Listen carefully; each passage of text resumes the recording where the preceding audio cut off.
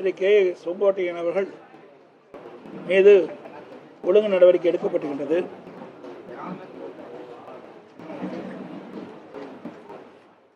அது குறித்து சில விளக்கங்கள். திரு கே செங்கோட்டையன் அவர்கள் கிட்டத்தட்ட ஒரு 6 மாத காலமாக அவருடைய நடவடிக்கையை கட்சிக்கு எதிராகத்தான் இருந்து கொண்டிருந்தது. முதலிலே அத்திக்கடவு அவனாசி திட்டம் ஒரு வரலாற்று சிறப்புமிக்க திட்டம். இந்த திட்டம் அந்த இருக்கின்ற விவசாயிகளுக்கு ஒரு வரப்பிரசாதமான திட்டம். பல ஆண்டுகளாக அந்த விவசாய பெருமக்கள் அத்திக்கடவு அவனாசி திட்டத்தை நிறைவேற்ற வேண்டும் என்று கோரிக்கை வைத்துக் கொண்டிருந்தார்கள். மாண்புமிகு அம்மாவில் இருக்கின்ற காலகட்டத்திலே அந்த அத்திக்கடவு அவனாசி திட்டம் நிறைவேற்றப்படும் என்ற அறிவிப்பை கொடுத்தார்கள்.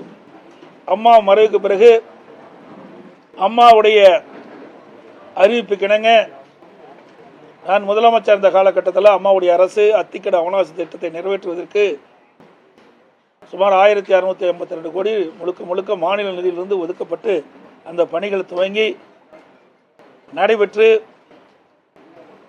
அந்த நடைபெற்றுக் கொண்டிருக்கின்ற வேளையில் சுமார் 85% பணிகள் நிறைவு பெற்றது. எஞ்சிய 15 பணிகள் ஆட்சி மாற்றத்தின் காரணமாக திராவிட முன்னேற்ற கழகம் ஆட்சிக்கு வந்த பிறகு கிட்டத்தட்ட 3 ஆண்டு காலமாக அதை ஆமை வேகத்தில் அந்த பணி நடைபெற்று முடிந்து பிறகு அதை திறந்தார்கள்.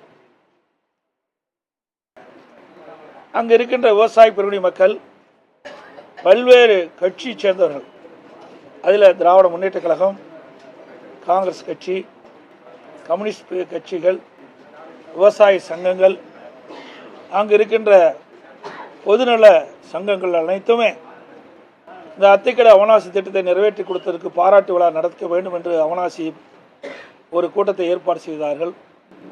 அமைச்சர் வேலுமணி அவர்கள் அவர்களெல்லாம் அழைத்து என்னிடத்திலே கோரிக்கை வைக்கின்றார்கள். இந்த கோரிக்கையை அடிப்படையிலே பாராட்டு விழா நடைபெறுகிறது, நீங்கள் வந்து கலந்து கொள்ள வேண்டும் என்று அழைத்தார். அதன் அடிப்படையிலே நானும் சம்மதித்து அது கட்சி சார்பற்ற அந்த பாராட்டு விழா நிகழ்ச்சி ஏற்பாடு செய்தார். அந்த பாராட்டு விழா நிகழ்ச்சியை நான் போய் கலந்து கொண்டேன். அப்பொழுது திரு கே செங்கோட்டையன் அவர்கள் அந்த நிகழ்ச்சியிலே பங்கு வரவில்லை. அத்திக்கடவு அவனாசி திட்டத்திலே 30% கோபி சட்டமன்ற தொகுதியில் இருக்கின்ற ஏரிகள் எல்லாம் நிரப்புகின்ற ஒரு திட்டம். அப்படி இருக்கின்ற பொழுது வேண்டுமென்றே திட்டமிட்டு ஒரு கருத்தை சொன்னார், தவறான கருத்தை.